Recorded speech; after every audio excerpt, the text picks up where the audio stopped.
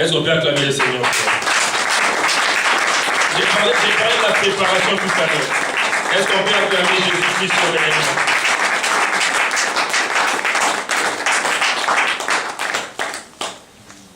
Et je veux que toi, tu te prépares dans l'idée. Je crois que tu as encore une longue mission à pouvoir accomplir, mais prends les modèles et prends l'exemple. Alléluia. Et je bénis Dieu que tu sois là ce soir. Alléluia. Amen. Que le Seigneur vous bénisse. Amen. Merci le Balbassé. C'était le dimanche de la semaine où il est décédé. Je ne sais pas, frère Alexis n'a jamais venu acheter les crèmes que je vends ici. Et la sœur Shalom aide à lui faire. Mais ce dimanche-là, il était venu, il a donné 1000 biens pour acheter le Balbassé à tout ce monde qui était là devant la table, à tout celui qui était là. Il a acheté, et puis il a pris aussi deux, a donné une à Shalom et l'autre à Épiphanie, pour remettre à Papa Israël Maman la grâce qui était assise ici en train de faire un entretien avec une soeur, je ne sais pas. Voilà, c'est ça. Ok, merci beaucoup. Ce qu'il n'avait jamais fait, mais ce dimanche-là, il l'a fait. Que Dieu te bénisse. Est-ce qu'on peut acclamer le Seigneur? Je pense que les gens que je vais entendre mon message rapidement et je ne vais pas être très long. Quand les gens qui connaissent ses frères, qui connaissent à peu près ce qu'il gagnait, 1000 ouguias, c'est beaucoup pour lui. Je ne vais pas donner à peu près quoi. Est-ce qu'il y a quelqu'un qui a pris un balbastique de ces jours-là? Voilà.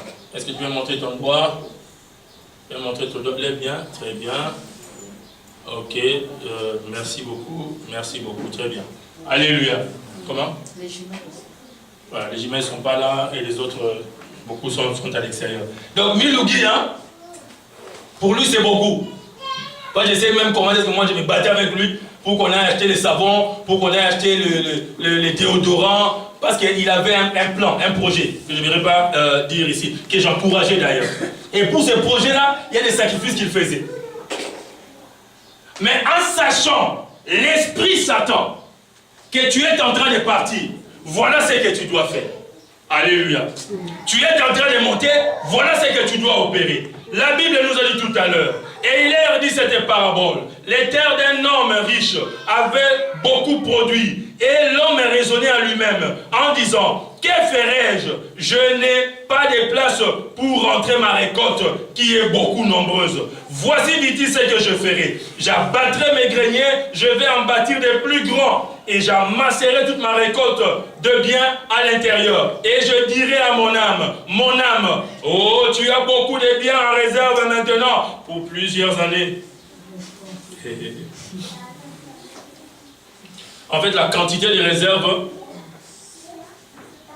pour lui équivaut au nombre d'années qu'il va vivre. C'est-à-dire que l'argent qui est dans le compte, 3 000 $, 5 000 $ pour certains, 25 000 $, 150 000 $ pour certains, comme c'est 150 000 $, c'est-à-dire que je vais vivre encore 47 ans. C'est ça les mesures, c'est ça la mesure. Hein?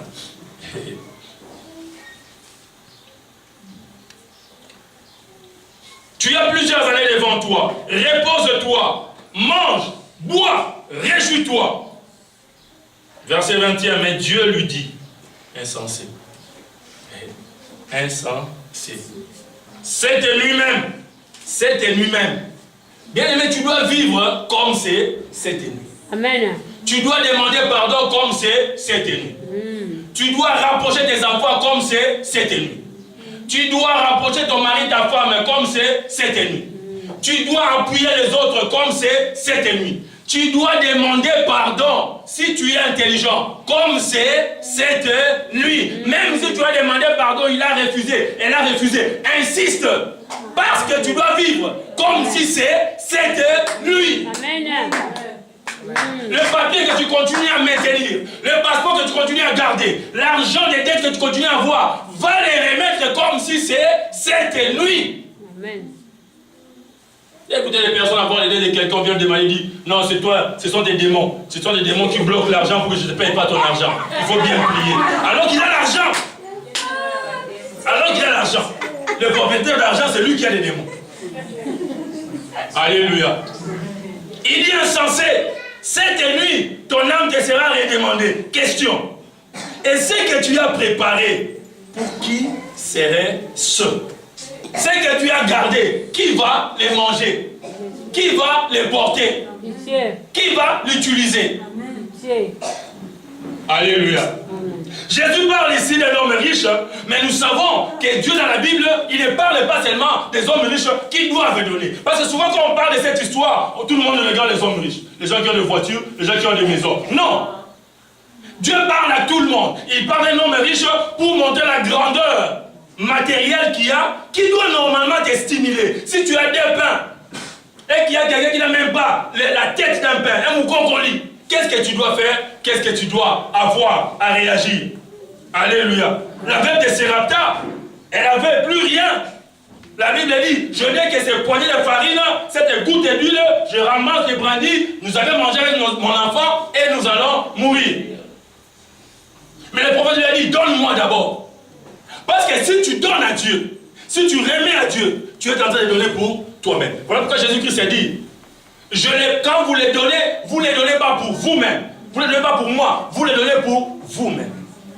La femme avec 2 pièces d'argent dans les temples où Jésus était en train de regarder, fait partie des personnes qui se disent que je vais terminer cette nuit.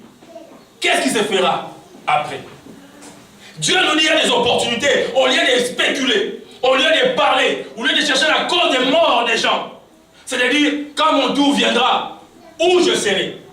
Qu'est-ce que je serai en train de faire? Alléluia. Les terres sont à Dieu. Même l'État, même Dieu, le gouvernement dit, tu construis une maison, la maison c'est pour toi. Les sous-sols, c'est pas pour toi.